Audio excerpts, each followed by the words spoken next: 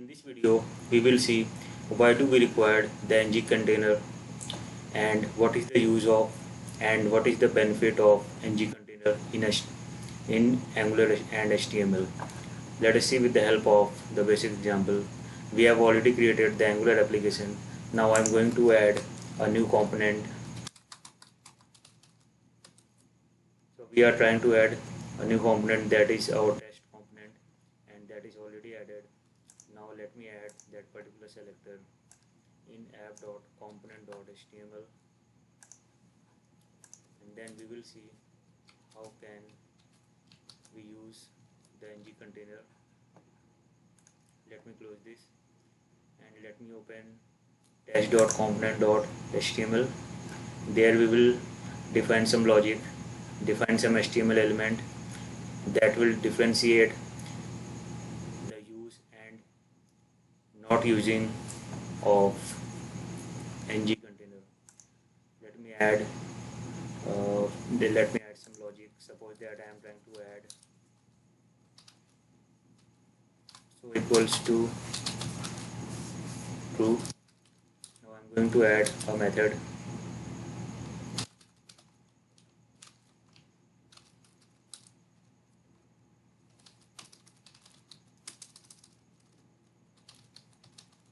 This dot show equals to not this dot show. So we have a method toggle. Let us see how we can use this in our HTML.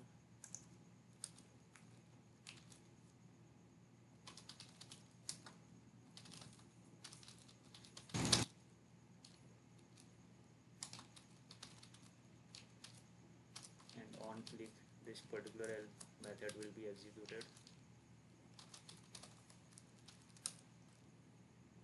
Now let me add some node div star and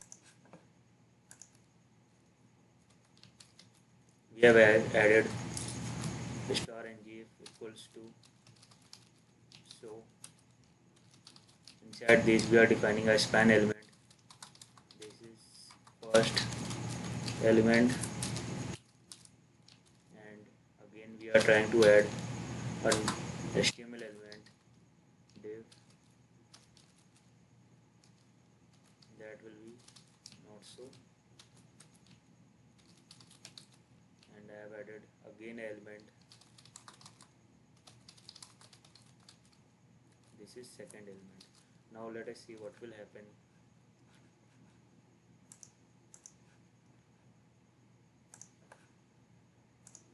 So when I am clicking, this is making it inside the toggle and printing that particular element.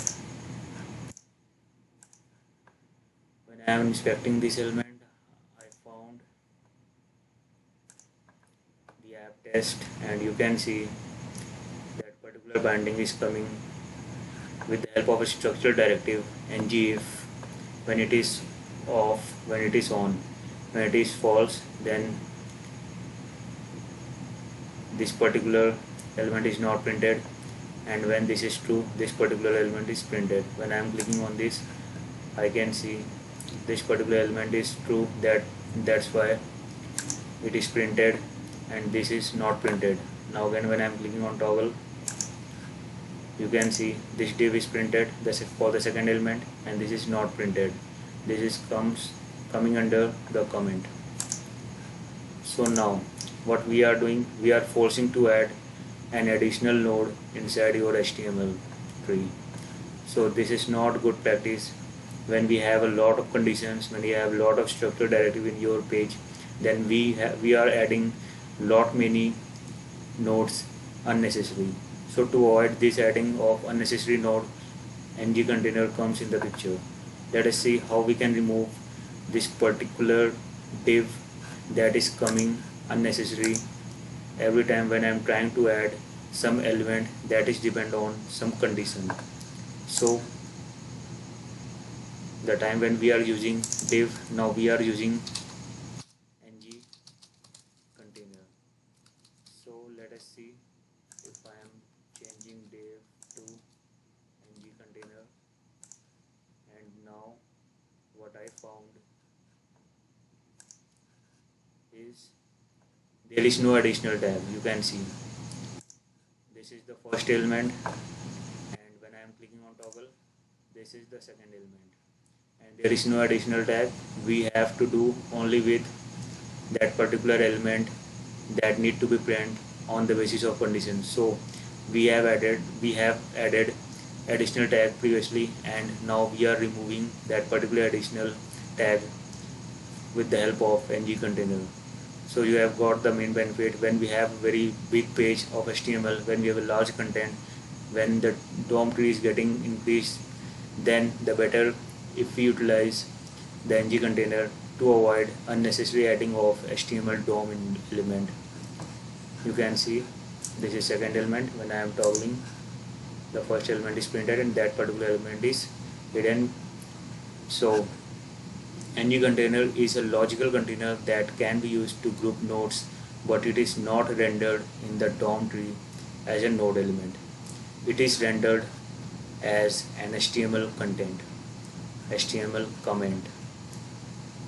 So all the content comes inside the comment box.